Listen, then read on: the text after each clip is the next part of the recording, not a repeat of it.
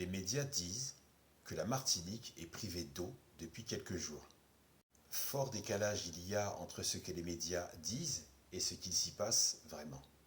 Depuis mars 2024, la compagnie Odyssey coupe l'eau tous les jours. Bizarrement, cette société enregistrée sur Manageo refuse de diffuser son bilan alors que toutes les autres sociétés sérieuses sont transparentes et rendent public leur bilan.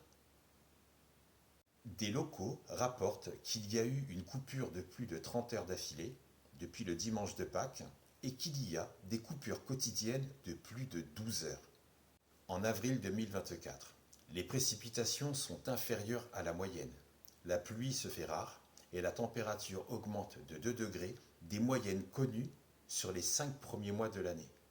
Ce qui veut dire que les services de production et de distribution d'eau ont augmenté les prélèvements dans les rivières pour pallier le manque d'eau.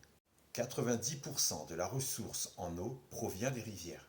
Tous les Martiniquais vivant dans le centre et dans le sud subissent des coupures d'eau tournantes en raison de la baisse du débit d'eau dans les rivières. Une vingtaine d'écoles avaient dû fermer, faute de ne pouvoir assurer les conditions sanitaires nécessaires à tous les élèves. Des restaurants ont dû fermer, faute de ne pouvoir assurer l'entretien des cuisines et de ne pouvoir laver les ustensiles. 40% de pertes lors de l'acheminement de l'eau parce que les canalisations sont défectueuses, fissurées, percées, non entretenues. Alors, un réseau défaillant, mais une facturation d'eau qui ne cesse d'augmenter et les Martiniquais qui aujourd'hui en payent les conséquences. Un système de canalisation qui date des années 1960 non entretenu.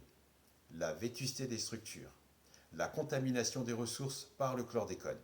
Et sur place, des conflits avec l'exploitant du réseau de distribution et les collectivités locales.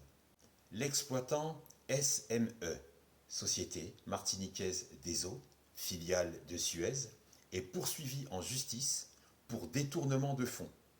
Ça ne fait pas le taf et ça se barre avec la caisse.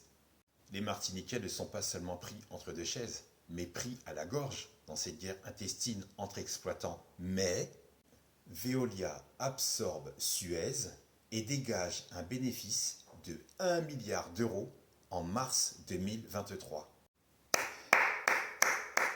Bravo, voici comment se faire payer grassement pour un taf inexistant.